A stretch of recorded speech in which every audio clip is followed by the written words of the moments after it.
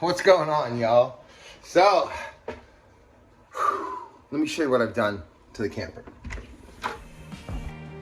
Well, got the second door in. Got a piece of wood wedged in here to kind of hold this flashing on. Couldn't quite get at it to screw it in because we've got this bad boy here. But that's all right. We'll move on. The caulking and glue should hold it down. I'm starting to see. I do need to do the weather stripping.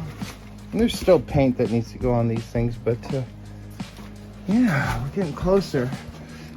I think the next step is to build these barn doors back here and put in some brake lights.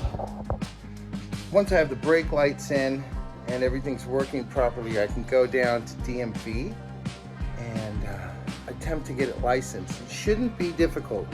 From my understanding, here in the state of California, they have a thing called a camp trailer license. So basically, it's any utility type trailer that doesn't have any tanks, no gray water, no black water tanks, that's less than 17 feet long from the end of the hitch all the way to the tail lights, and no wider than, I think, 8 or 9 feet. Mine is 11 by 7, so that's perfect. No tanks. I think that's kind of nasty, traveling around with a big plastic tank full of your waste. No, we're good. I got a shovel, worst case scenario. And let's see, I left the roof white, brilliant white. That's that elastomerics. So not only does it create a water seal, but it reflects a lot of the UV that's coming straight down, which is great, because with the insulation that I plan on putting on the inside, that should help keep the inside cool when it's hot outside, or the inside hot when it's cool outside. So let's mob into here and let me close this thing so I can keep it flush against that flashing until the glue dries. But you can see right here, we're going to be putting in some insulation into all of these little slats here across the whole ceiling and down. On the sidewalls here, I have thermal insulation. It looks like silver bubble wrapping. That's going to go in on the walls here. I don't need as much on the walls as I do on the ceiling and the floor. So the floor and the ceiling are going to have 1 inch thick insulation. The floor already has that same insulation in there. Let me see if I can grab a piece. Woo! This stuff here. It's in the floor. It's going to go in the ceiling. That is going to reflect a lot of the extreme temperatures, the hot and cold, from both the two spots that kind of give it the most. The sides, not so much. From my research, it's not as important as the floor and the ceiling. But I'm going overboard. I'm going crazy.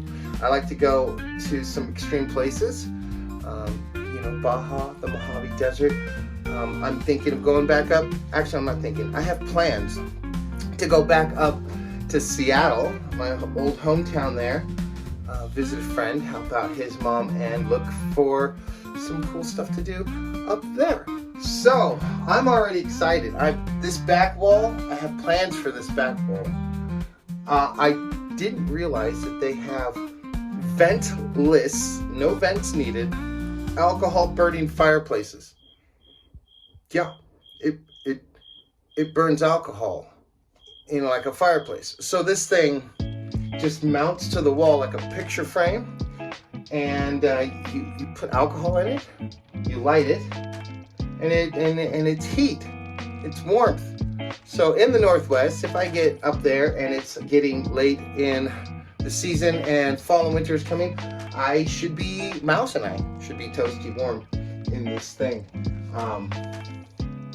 Super excited. That to me is a lot better than like a diesel heater where you're carrying around a bunch of diesel and you have lines running, or propane.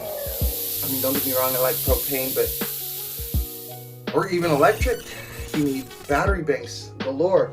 I'm talking about, you know, picking up a $20 gallon of denatured alcohol and a $100 wall-mounted alcohol fireplace, and we're good.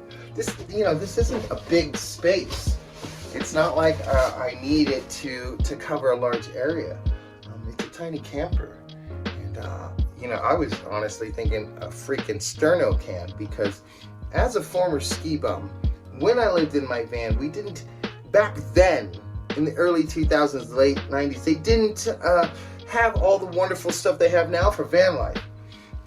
So I use things like sterno cans, yeah, to heat up the whole camper. So I'm stoked. This is gonna be, I think, a lot better. All right, so I think today is all about just tidying up those little bit of details and planning the next phase of the camper build, which is to work on those barn doors in the back with the brake lights, and then move into the interior, which has me excited. I could cut glass with my nipples right now. I'm so excited. It's gonna be great. ADHD caffeine since 1976. So good. So I think that today,